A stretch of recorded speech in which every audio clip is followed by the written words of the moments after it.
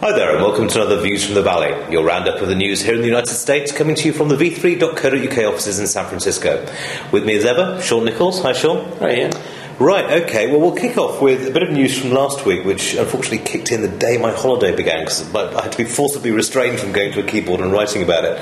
Intel paying nearly $8 billion for McAfee. Yeah, this is something that, it's interesting. I can see there's a lot of different angles they can go with this. I know as far as kind of some of the analyst comment we've heard, people we've talked to, no one's really sure exactly. Everyone's got a different theory. Yeah. Yeah.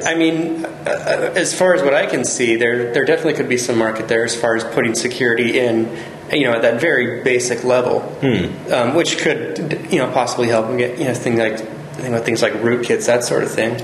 Having access like that could possibly be beneficial. It's a possibility. My personal theory is that they're going to be doing some kind of hardware, software antivirus on a chip, which they can put into their servers and say, look, this gives you absolute guarantees, as much as we never can actually guarantee these things. But I was speaking back to the UK office, and they came up with it, and they had a very interesting idea, which is it's all about identification. It's all about actually finding out, because Intel sells an awful lot of processors, but it doesn't know really who's using them.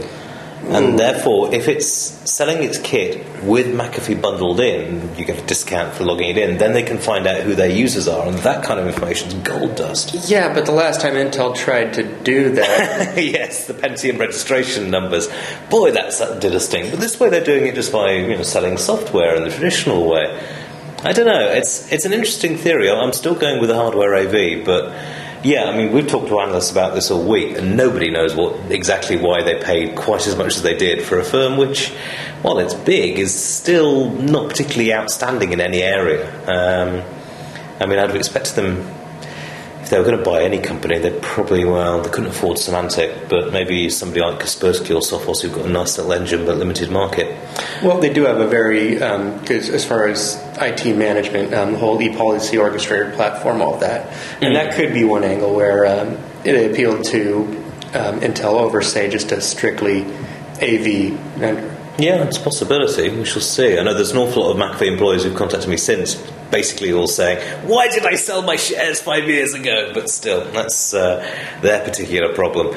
Right, okay, moving on to takeovers or the follow-on or fallout from another takeover. Yesterday, the OpenSolaris governing board voted itself out of existence, citing Oracle's lack of support. This comes following the leaked memo story from last week, where it was revealed from an internal Oracle memo that all development on OpenSolaris was to be shifted to the commercial platform, and customers were to try and be shifted along here. From your perspective, Shaun, you're closer to these people than I am, but expected? If not right now, it should have been. Oracle, while they have invested in some open source technologies and that sort of thing, generally Larry Ellison really doesn't strike you as the kind of guy who's going to be giving away his products for free. No. He's one of those people you kind of think has a dollar bill on a little fishing line, which he sort of puts down a busker's thing and then whips it away at the last minute. Yes, so I guess from that point of view, it's probably something that should have been expected to some degree. I'm sure it's very disheartening for people. And I'm sure there are all sorts of promises and things said during the whole transition, the acquisition. Yes, I can think Florian Muller and certain other people are going to be just standing there going, we told you so. It's as simple as that. It's quite an interesting move in that it hands OpenSolaris control right back to Oracle. So it's now on Oracle's dime, as it were. If it shuts down OpenSolaris, then they presumably are breaking promises they made during the takeover. So, I don't know, I think they'll just basically no, we're still supporting it. Nobody is to work on this at all whatsoever, and just let it die. Yeah, it seems to be a case of Oracle coming in and looking at what didn't work for Sun, and basically just cutting off anything that they feel really wasn't working. Yeah, Larry doesn't do free, does he?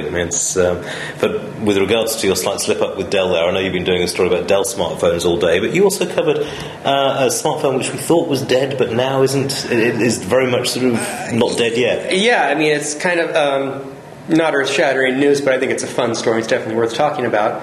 The Google Nexus One, which came to the market earlier this year, died a few months later, actually. Never really took off. Turns out it's getting a second life, and it's actually selling extremely well as a developer platform. Basically what Dell is doing, or Dell, again, So, what Google is doing... Basically, what Google is doing is taking all of the, as far as they're just completely unlocking it, taking all those protections away, and pretty much selling it as a reference for Android smartphones. It can run Android 2.2, the latest version. And so developers can get that, basically have a kind of a reference there for all of Android and develop on it. And this something that's becoming extremely popular with developers. So it's something a developer will buy and just run various environments on and see that. Yeah, exactly. It's a great way to test out any sort of Android application.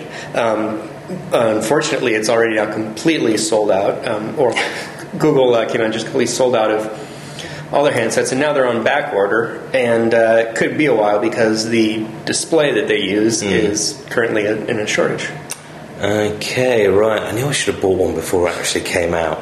I'm sure my fellow journalist had one, but managed to sit on it, and the entire screen cracks in very interesting ways. But yes, okay. And then finally, the story which is much beloved to my heart and something you're a specialist in, Apple. We have a security issue. Intellectual property theft issue, and which is kind of security.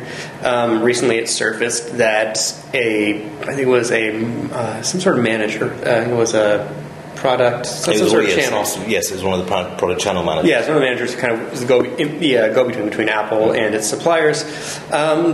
Got indicted on almost 24 counts of various forms of fraud and theft.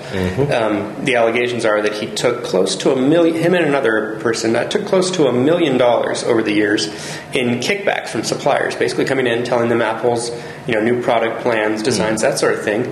So the suppliers could kind of, raise and adjust prices on certain components, knowing that Apple will be ordering them soon. Well, yes. I mean, I just did a story about this today. You see, they're currently trying to set bail, and they found $170,000 in cash.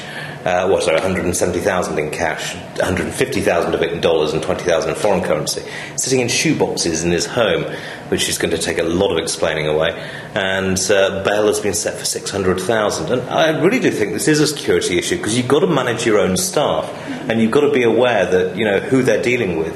And keep an eye. I mean, certainly, if someone's specifying and has access to that information, I don't think it's unreasonable to watch out for, sort of slightly dodgy. No, it is, and it's interesting to know who. Think about who in certain levels companies has access to some, very sensitive information and can use it in certain ways. I mean, most people wouldn't think that your, product channel manager is going to have that sort of power and, be able to do these sort of things. So I think it's something that all companies need to look at as far as not just what level has access. This tier has access to this. This tier has access to this.